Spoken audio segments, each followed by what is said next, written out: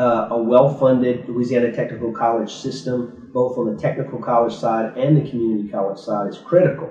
It's critical because, as anyone from South Louisiana knows, our economy has its ebbs and flows. And you start asking around some of the old-timers.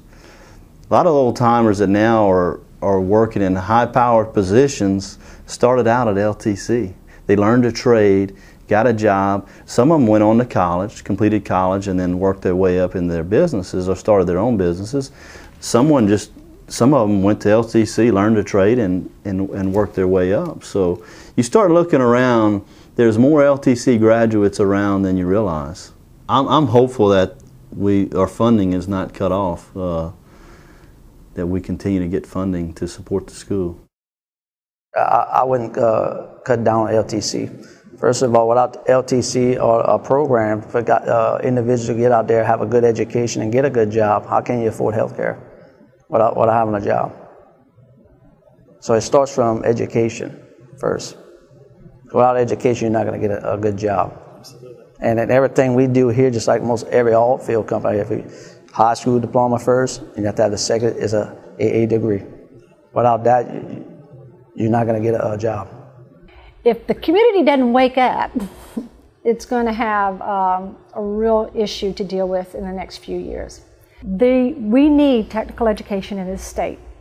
And it's not just about skill building anymore. It's just not about skills and jobs anymore. It is about careers. For instance, the oil and gas business is suffering at any given time. It's very easy for that employee to maybe come in, take a few courses, and change their career path in a way that's not only good for the employee, but that's also good for the employer. So it's critical in helping us to zig and zag and adjust with the ebbs and flows of our local economy. And I hope to God the legislature quits looking at this as and I think they have, doesn't look at this as an ancillary training method. I hope they really recognize it for the gem that it is.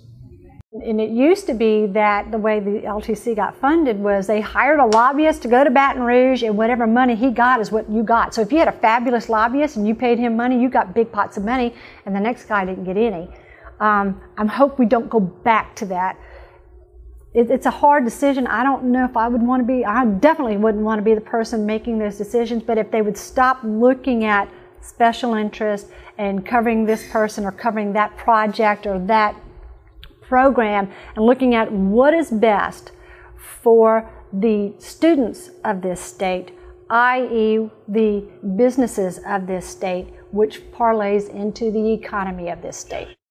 You know, our legislative delegations across the state need to understand that when they're in Baton Rouge and certain investments have to be made, we talk frequently about roads and bridges and building a good foundation for infrastructure and building a good foundation to build on for the new economy.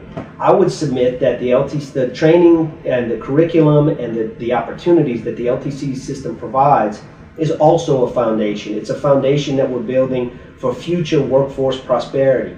We need to work at the speed of business, and the only way that we're going to be able to work at the speed of business is to prepare that foundation now. Quite honestly, a lot of it's in the state's hands.